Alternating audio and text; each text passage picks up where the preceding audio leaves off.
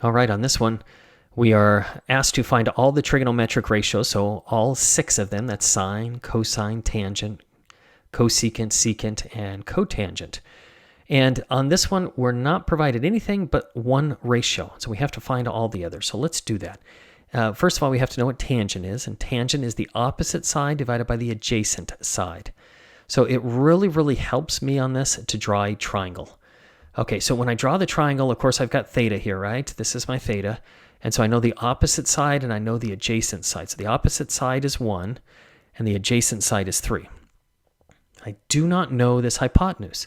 So that's going to make it a little bit of a challenge, but not too bad because this is a right triangle, so I can use Pythagorean's theorem to find that missing side. All right, Pythagorean's theorem says a squared plus b squared is equal to c squared, c being the hypotenuse.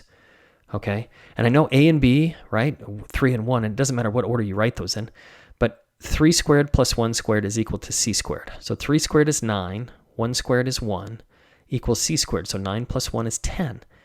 So if I take the square root of both sides, I find out that c is equal to the square root of 10. All right, so I'm going to fill that in right here. Well, now that I know all of these sides, that's going to make it really easy to find all of my ratios. All right, so the ratios are sine, which is the opposite side divided by hypotenuse, so 1 over the square root of 10. Now, when we do this, this is what it is, but this isn't what we consider in its simplified form.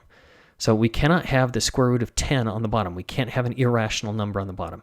So what we do is, in order to get rid of that square root, we multiply top and bottom by the square root of 10. Now, let's talk about that just for a second. The square root of 10 over the square root of 10 is really just 1. Right? So all we're doing is we're multiplying this thing by 1. And when you multiply anything by 1, you don't change its value. Okay, it's the same value. So we haven't changed the value. We're just reorganizing this, if you will. So up top, we have 1 times the square root of 10, which is the square root of 10. On the bottom, we have the square root of 10 times the square root of 10, which is the square root of 100, which is positive 10. So by doing this, we've eliminated that irrational number on the bottom, right? We don't have a square root on the bottom. All right, now let's go through and do the same thing, but for cosine is adjacent divided by hypotenuse. So my adjacent side is 3, my hypotenuse is 10. Okay, so you notice we have an irrational number on the bottom. Now, how do we go through that one? We just did one just like that. That's right, we're going to multiply top and bottom by the square root of 10. So we end up with 3 square root of 10 over 10 on that one. Our tangent is the opposite divided by the adjacent, so the opposite side is 1, divided by the adjacent is 3. Now, hopefully, you got the answer for that one correct because that's the one that was provided. So of all the ones, we want to make sure those two line up. If they don't line up, then we've done something wrong somewhere. So we got to go identify where our error is. Okay, now, cosecant, really this is just the reciprocal of sine. So instead of 1 over the square root of 10, this is the square root of 10 over 1. And anything over 1 is just whatever that number was. In this case, it's square root of 10.